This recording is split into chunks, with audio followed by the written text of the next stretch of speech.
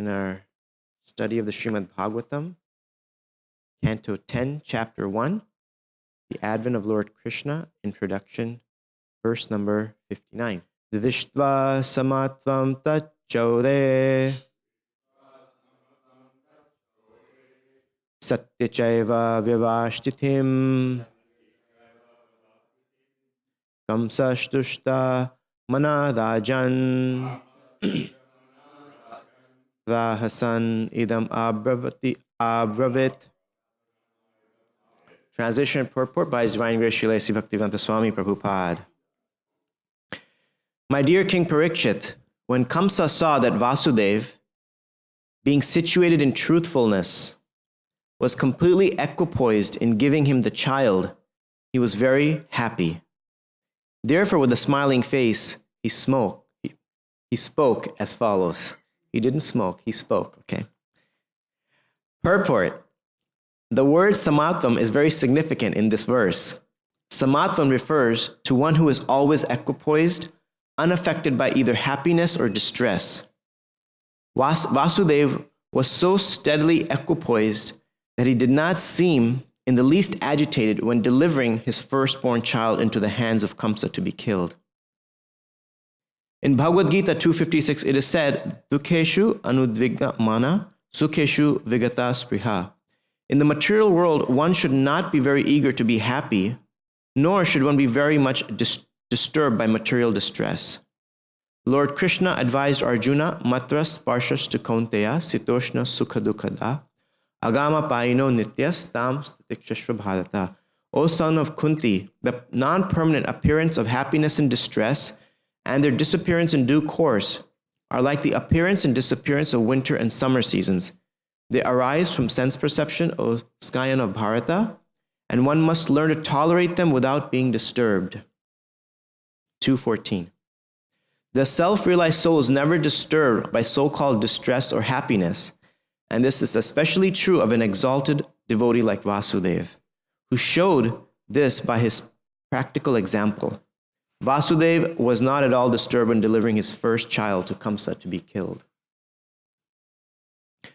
Om Jnana Timirandasya Jnananjana Shalakaya Chakshurun Militam Yena Tasmai Shri Gurave Namaha Shri Chaitanya Manobhishtam Stapitam Yena Bhutale Swayam Rupa Kadamayham Dadati Swapadantikam Vandeham Shri Guru Shri Yuta Padakamalam Shri Gurun Vaishnavam Cha Shri Rupam Sagrajatam Sahagana Raghunathan Vitam Tam Sajivam Sadvaitam Savadutam Parijana Sahitam Krishna Chaitanya Devam Shri Radha Krishna Padan Sahagana Lalita Shri Vishakhanvitam Cha He Krishna Karuna Sindhu Dina Bandhu Jagatpate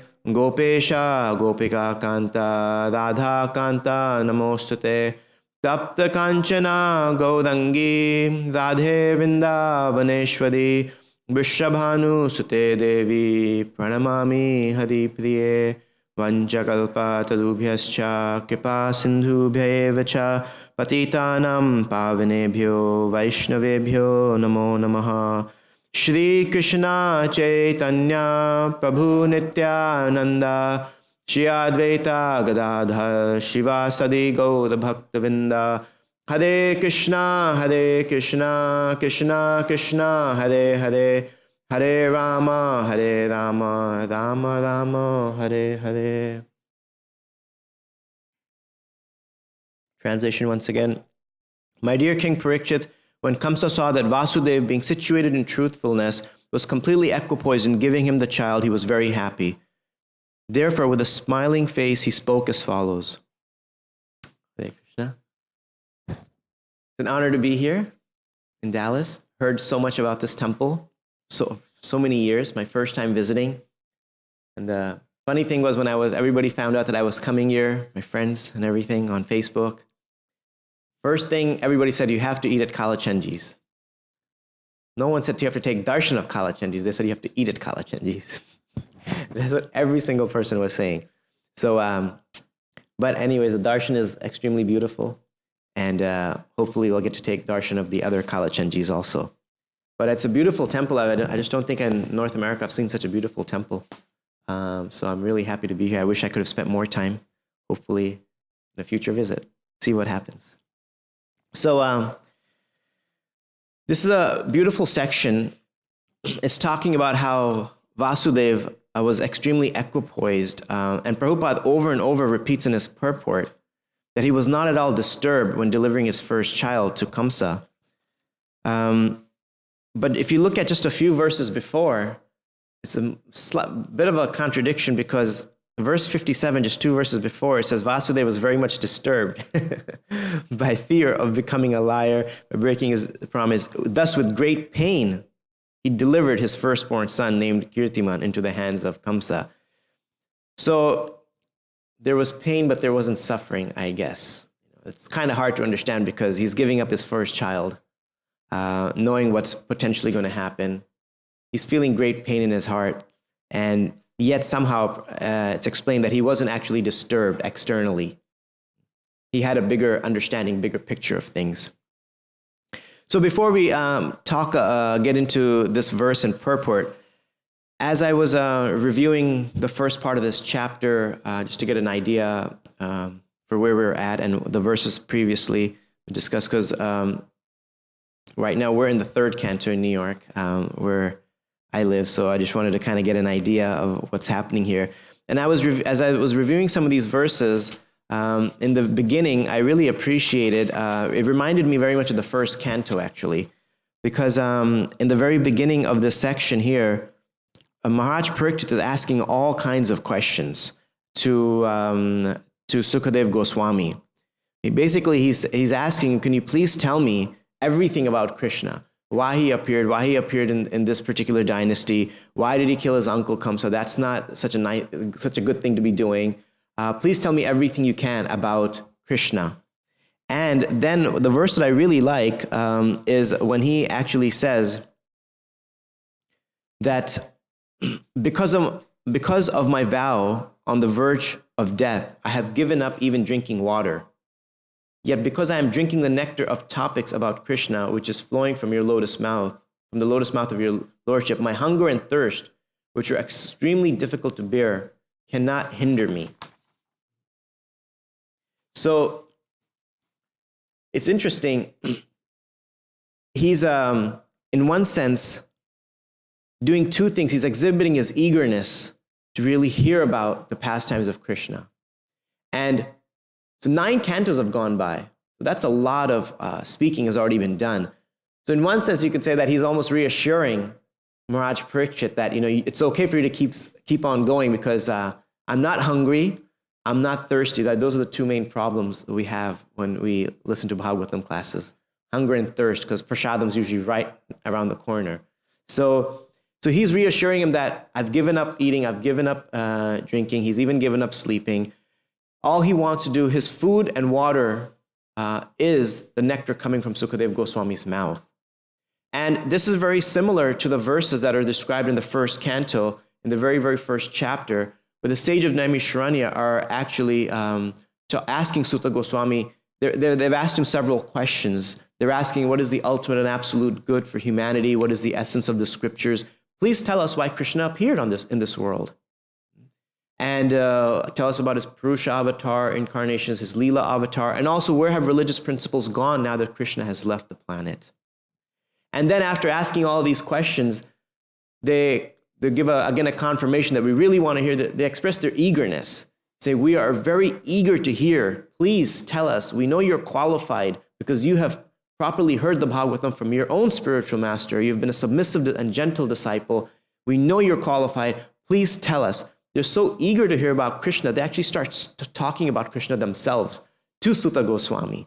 Oh yes, he was such a great personality, and he did so many things, but you tell us about him. So it's like, if he doesn't start speaking, they're going to probably speak the whole Bhagavatam to him. So it's a certain eagerness that's being demonstrated by the sages to hear the Bhagavatam. And similarly, you can see that Maharaj Parikshit is demonstrating the same kind of eagerness, even though he's hungry, he's thirsty, he's going to die, probably in about 3 days in some kind of violent way. This bird's going to come and bite him, and who knows what's going to happen. But just knowing that something dangerous is going to happen to us basically disturbs our mind to such a degree that we can't even think about anything else. Or if something like you have a court case or something, or who knows what it could be, or that you've got some kind of a health problem and you have to go in for surgery or something. Our mind and senses, and we get so nervous, so disturbed that it just, we can't think about anything really. It's so hard for us to take shelter. What to speak of being eager and enthusiastic the way Maharaj Parikshit is. He's just like, yeah, bring it on. I'm ready. Give me more. I can't get enough of this. So it's just, I was just trying to think about the frame of mind that he has, even though he knows what he's facing. In one sense, you could say that, yeah, when something that difficult is about to come upon, maybe your frame of mind will become even more ready. That's possible, but it's also possible to go in completely the other direction, where you could be totally disturbed and can't sleep, not for a good reason, not because you're listening to the Bhagavatam, you just can't sleep because you're worried about what's going to happen to you, right? And so you could also lose your appetite, but for the wrong reason, because you're just so nervous that and so much in fear and distress that you can't eat or drink. But you can see the same symptoms are manifesting, but for a whole different reason. It's simply out of enthusiasm and an eagerness to know about Krishna, because that's, in one sense, that's also part of his lineage. It was Krishna, his who actually protected him when he was in the womb. Right? So this is his relative, and he wants to know about his relative, the one who appeared to him and actually gave him darshan right when he was in the womb. And it's so beautiful that this eagerness is being demonstrated, and hopefully someday we can also have a similar kind of eagerness for hearing the Bhagavatam, for speaking the Bhagavatam, for engaging in devotional service, whatever service that might be. But at least right now we can get inspiration from this personality here, Maharaj Parikshit. When that day may come, we don't know. But if we appreciate his enthusiasm and the enthusiasm of the sages, it's explained that if you can appreciate the good qualities of others, then there's a good chance that we will develop those same good qualities. And simultaneously, if we are focusing on the bad qualities of someone else, there's a good chance that we'll download those bad qualities within our own lives. So the choice is ours. What program are we downloading? That's completely up to us. So this verse is talking about how when Kamsa saw that Vasudeva, being situated in truthfulness, was completely equipoised in giving him the child, he was very happy. So what quality, in one sense, we can think about, what quality of Vasudev's was it that completely, in one sense, disarmed Kamsa? I mean, here he is, this crazy man, right? That's the only way to describe it. It's a crazy person who hears something from the sky and is immediately ready to kill his sister. Can you imagine? That kind of person in society, that kind of person would be locked up. And this is like the king.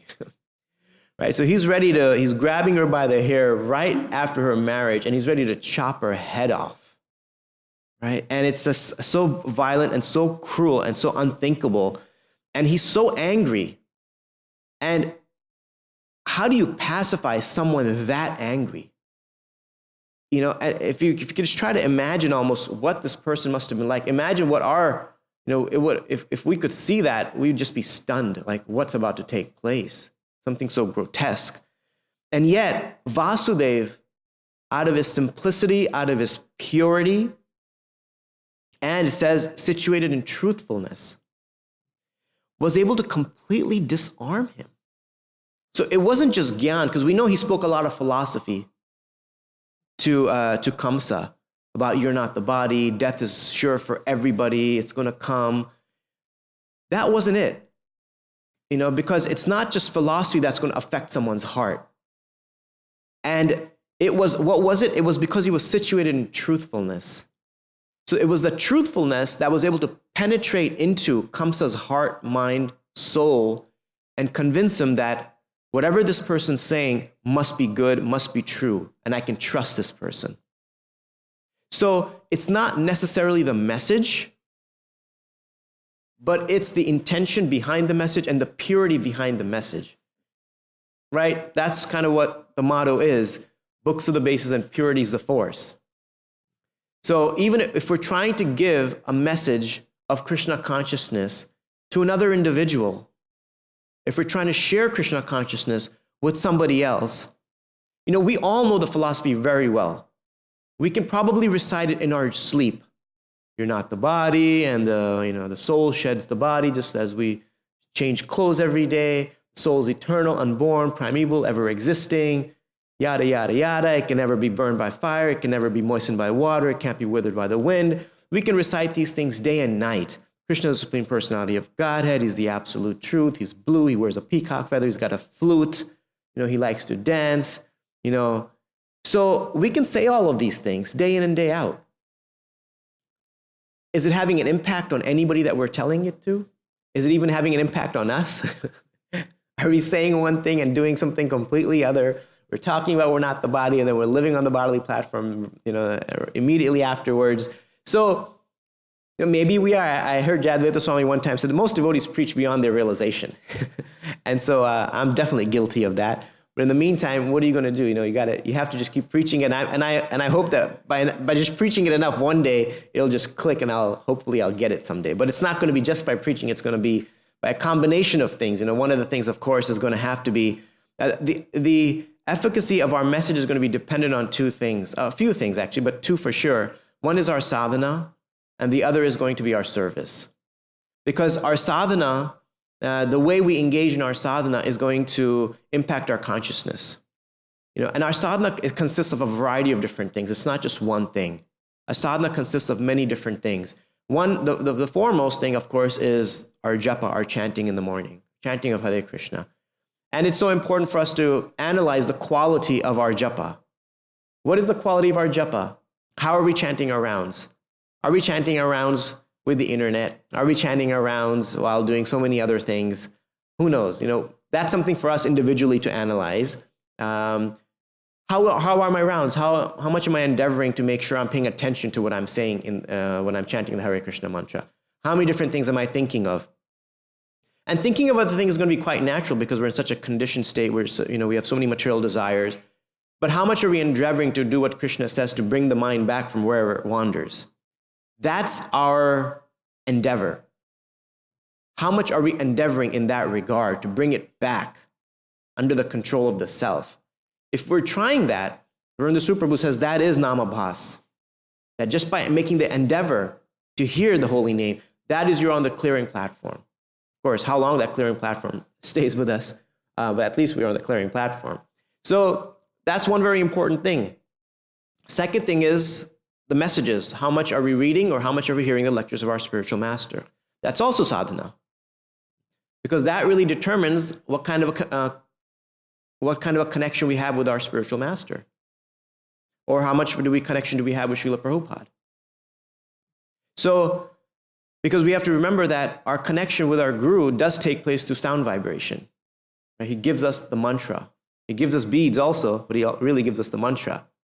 And so, if we're not connected as part of our sadhana to our spiritual master, how strong is our message going to be? Because where's our strength coming from? We know where our strength is coming from, our spiritual master. And if we've forgotten that message, then we have to really remember that our strength and ability to do anything in Krishna consciousness is coming from our spiritual master, from the benedictions of our spiritual master. And so those are a couple of things that make up sadhana. And then, of course, our service. What is our service attitude? What is our mood when we do service? What is our consciousness when we do service? That's something to be analyzed. Are we doing service to be noticed? Are we just doing service in a begrudging way? Can't wait to kind of get it over with. What is our mood? What is our consciousness in doing service? And I know there's some services that I love doing, and then there's some services that I kind of like, and then there's some services I just don't like. There's all three categories. And I know that when I'm doing those services I don't like, that's my real test. that somehow I have to like this somehow or other. And it's, in one sense, I find it for me, that I find it to have some of those services that I'm not so into doing, to keep them part of my weekly regimen, just to have them there. Like, why is my mind being so rebellious to this one service? And we can't really be rebellious to a service because we don't know what we're going to end up doing when we get back to the spiritual realm. We might be doing exactly what we don't like to do. You never know. But of course, in that situation, we're going to love it because we'll have a different mood and consciousness. But I find myself that it's good for me to have some services like, outreach. I really love doing that. Then, other things like fall in the medium or sometimes don't like category could be like washing pots or cleaning or, deity service. That's sometimes good. Sometimes it's on or off. That can be a real hit or miss. Sometimes you can be on the altar doing the arti and you're really focused. Krishna looks beautiful. Sometimes you're on the altar and like everything is hurting. Oh my God, this key lamp is really heavy. My God, can't it be a lighter one, So it's like, it all depends, that just tells you that where you're at spiritually when, one day you're on the altar and you're right there, Krishna's right there, and you've got all kinds of other stuff going through your mind. I'm like, wow, God's right here. And I'm somewhere else. That's my conditioning. And so, or when you're washing the pots and, you're thinking, man, why this person just can't cook it, burn the pot every single time. Like, it's a nice opportunity to clean the heart, right? Lord Chaitanya had a very different mood when he was doing the cleansing of the Gundicha temple. He was on his hands and knees and cleaning, and he personally did it, even though he has hundreds of people trying to help him out. But he was personally doing it himself, and he was doing it more enthusiastically than everybody else. So, of course, if we can have healthy doses of things that are, we're not so inspired by, just, not to burn ourselves up, but something. And then, of course, naturally, Krishna will give us things that we like to do. We put all that together, and we try to, increase our enthusiasm in all of them. And that our consciousness, our enthusiasm are going to be dependent on the kind of sadhana we had earlier that day or that week. And so then, of course, once we do that, then naturally, our message that we give to other people will have more potency because we'll have sufficiently cleansed the heart. We'll have sufficiently cleansed our consciousness that will be effective when we speak to others, when we reach out to others. And they'll feel that this person is experiencing some genuine joy in what they're doing. And I should therefore also try to give it a shot. I should maybe explore what this person is doing. Why are they experiencing so much happiness in doing what they're doing? So that's really kind of a very important thing for us to consider and to really think about. And I was just thinking a little bit more here about his being situated in truthfulness. Such an important quality. So again, what we were talking about was not necessarily the message, which was important, what Vasudeva was giving, but it was also just the purity that he had in his heart, the reputation that he had built for himself as an honest devotee, a devotee that is trustworthy, a devotee that sticks by his word. When he does something, when he says something, he does it. He doesn't back down on his commitments. So because he had developed that reputation, even a demon, okay, like this is actually a demon right here. Even a demon like Kamsa, who's in the act of aggression at that moment, in the height of anger, that Vasudeva was able to just pacify him. Like when, I think we've all experienced this, that sometimes when we've gotten really angry, even if somebody says something to us, it could make us even more angry. If somebody tells us to cool down, like, don't tell me to cool down. So, when we get angry, we just kind of get to a certain point, boiling point, where there's no turning back. Even if you turn off the flame when the thing of water is boiling, it's still boiling, So it's you reach kind of a boiling point, and nothing really pacifies you. And then it just has to take time for us to cool down. But we can see that at this moment, he's able to just kind of like turn the flame off and just cool him down. Where he's like, okay, we'll let her go. And I trust that you bring your kids, So, and I think this is a very important point, being situated in truthfulness, because that's something I think that we have to analyze in our own lives. What kind of truthfulness are we practicing? Or another word for truthfulness is just honesty. And honesty in our own spiritual life is something I think that is very, very needed. And that basically means that we need to constantly analyze why we're doing what we're doing in a very honest way. And I know in the past, in the past, and it probably still happens today, in our movement, a lot of people took on positions. Definitely there was some intention to serve, but also took on positions for the purpose of prestige. Maybe it would allow them to be closer to Prabhupada, and you can't say that was a bad intention, because who wouldn't want to be closer to Prabhupada? So whatever you can do to get closer to Prabhupada. But there could be many other underlying intentions behind that. Were people taking to sannyas or becoming temple president or putting on saffron or becoming guru or GBC, all of these things, was the intention to become, to gain or accumulate more prestige for oneself? And it did happen in the past. And this material world happens everywhere. It's not just within ISKCON, it happens everywhere. In every institution, in any religious institution, it's going to happen. And it's going to happen in any corporate environment. It's going to happen anywhere where a group of people get together. It'll happen in a community of friends. Everyone wants to be a little bit better than the other. And you're trying to somehow outdo the other in some mild way or another.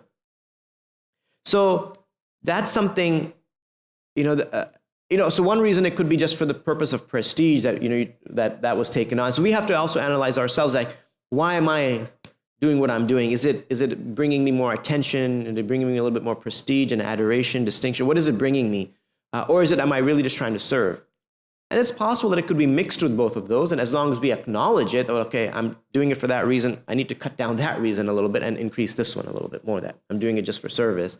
So, both can be there. And I recognize that in myself. And I'm like, okay, here it is, this ugly thing. And somehow I got to shift the balance. If I go this way, then it's over, it's going to fall off someday. So, and then the other reason that sometimes, we can take on certain services or positions could be just in a mood of competition, because that's also, they're like this corporate competitive mood. If you talk to anybody who's working outside, like, it's just so vicious. I deal with a lot of college students at Columbia University. That's where I do most of my outreach work. And these kids are really bright, really sharp, really qualified, and they're going to get some really good jobs, and they're so excited. And as soon as they get that job, within 6 months, you just hear them like, man, it's just brutal out there. Everyone's trying to backstab you. Everybody's trying to climb the corporate ladder, and they're not hesitating to step on you. And everybody's ready to throw everybody under the bus. That's it. And they're all like sharks, just waiting, like something, like some bait falls into the water and just like, just like tear it apart or rip it apart and, grab as much as you can for yourself. So it's funny because within a spiritual community environment, we can also develop this kind of a corporate competitive mentality. And the bigger sometimes the community gets, the more competition increases. Who's got the best lecturing spot, or who's got the best, arthi slot, or who's got the best, cooking slot, or, I don't think anybody says who's got the best pot washing slot. Maybe they do, maybe because there's a certain time when there's the least amount of pots. Maybe that's the best one. So we're all kind of, I live in an ashram. I've all these thoughts have gone through my mind millions of times. So that's why I'm talking about them. We have our, and then, naturally, then you're trying to outdo others, and somehow or other in that competitive mood that I got to get this position because this person's got a position, and they joined after me, so I got to get some kind of position. And so it's just, and then it actually, and you could see it it happens now, I'm sure, everywhere. As long as we have lust and envy and greed and pride in our heart, this stuff has to happen. But especially in the past, it happened so much. There was so much unhealthy competition within our movement. Just trying to outdo another just for the sake of being called number one. And hopefully we are learning from the past, and we can improve ourselves right now, because otherwise our movement really won't go that far. If we can't give up that that vicious corporate environment or mentality, then it's not spiritual. It's definitely not spiritual. And you can be sure that no matter if we take on a position just for the purpose of like beating another out to get that position, then we're not really making advancement. Krishna's not really pleased, and Guru's definitely not going to be pleased with that. And so it's so important for us to recognize that in our heart when we do that, when we act upon that, and really pray that our whatever position or service we have, we can do it just for the purpose of cleaning our heart, because that's what's ultimately going to please our spiritual master. And that requires honesty. It requires truthfulness. Vasudev had that. And that's why he was so potent in what he was able to do. And it's not like we're going to miss out on something if, somebody else got that position or something. It's not. We're not missing out on anything, actually, because service is always there. But we have the tendency to look at other people's service over ours and think that it's better than ours. So ultimately, we have to ask ourselves, what is our intention? If are we doing the service with a sincerity of purpose? Are we just sincerely doing it for the right reason? What is our intention? What is our consciousness behind this? And a lot of times, believe it or not, years and decades can go by and we don't even ask ourselves the question. We just get caught up in that mood of competition to be number one. We're number one. We're just kind of caught up in that mood, and that can be really scary because that won't lead to anything good. You do all the service and it really didn't give you much benefit. The heart really didn't get much cleansing. We didn't become any more humble. We didn't become any more prideless. It just we remained as it is, as we were. 10 years later, we're still the same exact person that we were 10 years ago. And that would be shameful. That would be disheartening if we haven't changed. I remember Bhaktitirtha Swami mentioned something so beautiful that I remembered. He said that every time you see me, I should have become a different person. Thinking, wow, that is so beautiful. Once I heard that, I was like, wow, that is amazing. Every time you see me, I should have changed. And isn't that a beautiful New Year's resolution to set in one sense, or every month, every 6 months, every year, there should be a significant change in my character, my personality, my sadhana, my service.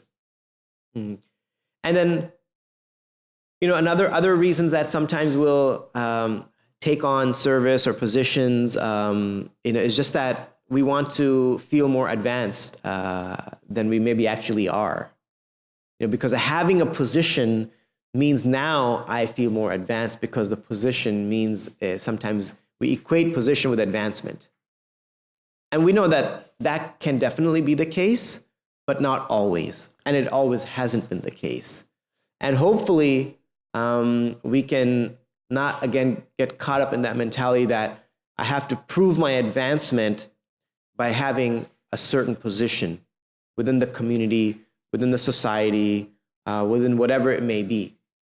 And hopefully we can really work hard to shed that mentality. And it's so unhealthy because you realize you're just not really making any advancement. Because what's happening is we're not trying to promote Krishna, we're just trying to promote ourselves. We're trying to put ourselves out there, like, here, look at me. I'm advanced, Give me the respect or give me the prestige. So basically, the Krishna has been put in the background and we've put ourselves up front. So that's, again, very material consciousness. That means we're really not making any advancement, because that's just not how advancement is made. Because advancement means, right, Gopi Bharturu Kamalir Das Das Das Anudas. Right? Becoming the servant of the devotees. That means putting ourselves, in a humble position. And sometimes Krishna will give us all kinds of positions. And we'll naturally need to just do the best we can in those positions, but at the same time constantly analyze, what it means to be in this position. The more, like Bhaktitirtha Swami would also say that, it's like servant leadership. Leadership means actually you become servant. But we can see even Krishna is doing so much service. He's driving Arjuna's chariot around for 18 days.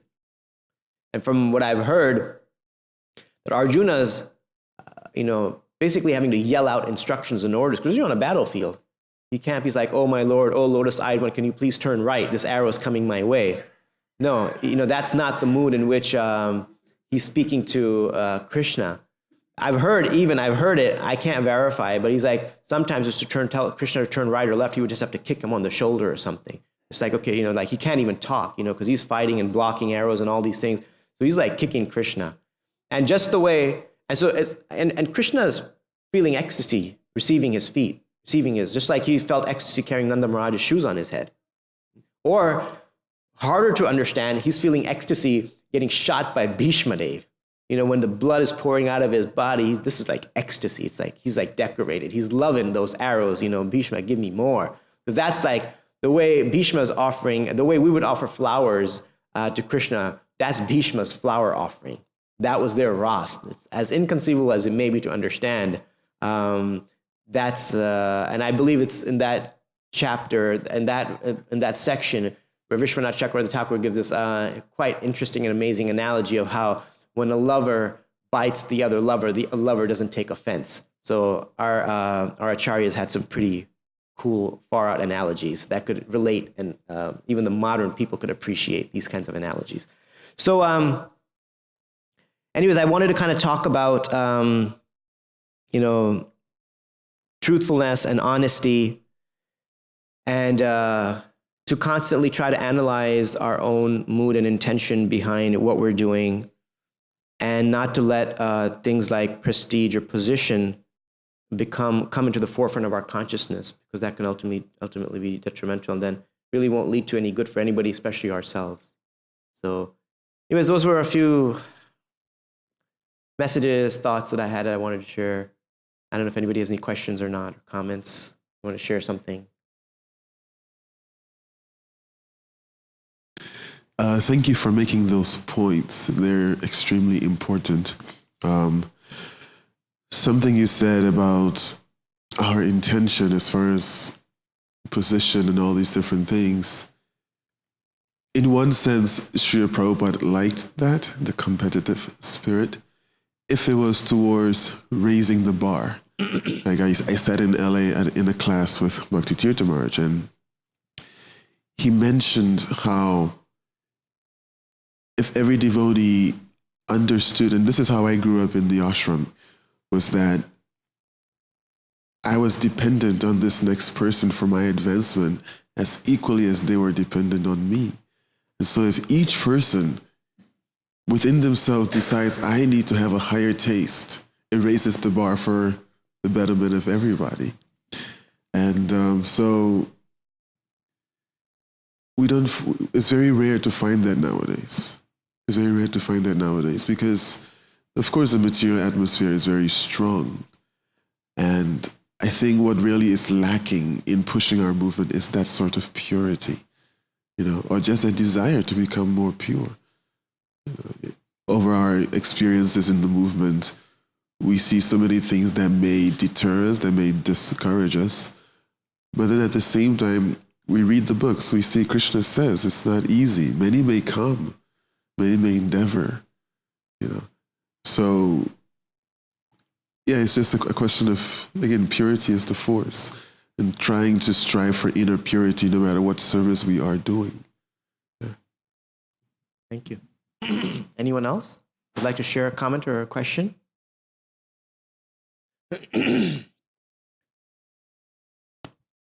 Grantaraj, Srimad Bhagavatam ki, Srila Prabhupada ki, Nitai Gaur Premanandi.